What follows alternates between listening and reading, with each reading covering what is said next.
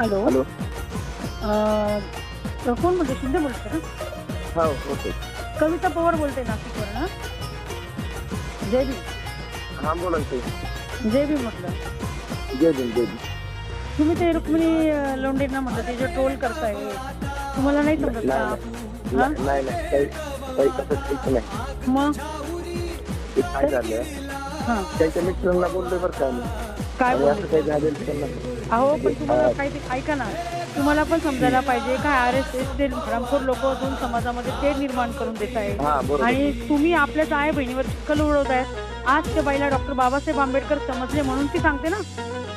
हा बरोबर. तुम्ही तिला गलिच्छ भाषेमध्ये बोलताय, ती बिघाड करताय, लाज वाटत नाही का तुम्हाला? सगळेजण एकच बाबाचे आहेत ना. डॉक्टर बाबासाहेब आंबेडकरला सगळं जर जग मानतं, तुम्हाला काय प्रॉब्लेम आहे? आणि मला एक गोष्ट सांगा दादा, महार मातंग, महार आणि माग हे कधीपासून वेगळे झाले हो? कधीपासून वेगळे झाले? हे आता या आरक्षणाचा जी कालवा उठला निर्माण झाला. बरोबर ना. याच्या अगोदर होतं का असं? नाही ना कधीच नाही ना. मग हा जमिनी कावा तुमच्या लक्षात येत नाही का वर्षांचा? हॅलो. हा बोला. म्हणलं हा जमिनी कावा तुमच्या लक्षात येत नाही का? बरोबर द्या ना ते पाहिजे. मग कशाला तुम्ही माता भगिनीला शिव्या देता?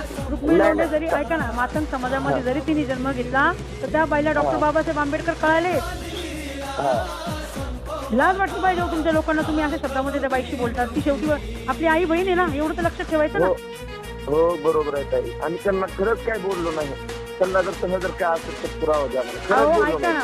ऐका ना दादा, त्या बोलल्या नाही म्हणून त्यांनी तुमचा नंबर रील्सवर टाकलेला आहे का? त्यांनी स्वतः रील टाकलेली, त्याच्यामध्ये तुमचे नंबर मेन्शन केलेले आहेत. हो बरोबर की नाही? हो बरोबर. कसं आहे हलक्या बुद्धीच्या लोकांना. आता ऐकत आहे. आता काय दिवळ आहे तुम्हाला सांगतो. आता अजय कांबळे आरोग्य त्यांनी काय त्यांच्या फोनवरून त्यांनी काय बोलले मला काय माहित नाही बघ. मग त्यांचा कॉल न उचलल्यानंतर मी त्यांच्या सोबतच होतो. बरं. अजय कांबळेंना मी फोन करते कधीची, त्यांचा फोन वेटिंगला लागतोय.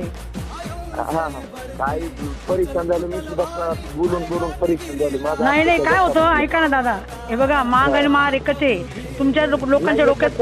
ऐका ना, हे तुमच्या लोकांच्या डोक्यात भुसा भरलेले का? त्यांना बाबासाहेब कळत नाही का? त्यांना अक्कल पाहिजे का? वरच्या RSSचे लोक आपल्यामध्ये गटतट करून भांडणं लावून देत आहेत आणि ते वरती फायदा घेत आहेत. मग आपण कशाला एकमेकांमध्ये भांडणं करायचं? जे आहे ते व्यवस्थित चाललंय ना. बाबासाहेबांनी जे करून ठेवले ते कमी केले का आपल्यासाठी? हे बघा दादा, तुम्ही आता एक व्हिडिओ टाकून द्या आणि एक कसं आहे, तुम्हाला खूप लोक फोन करतील. त्यांनी डायरेक्ट तुमचे नंबर मेन्शन केले. अरे अजय कांबळे कोण आहे? मी त्यांनाही फोन करते, ते फोन घेत नाही माझा.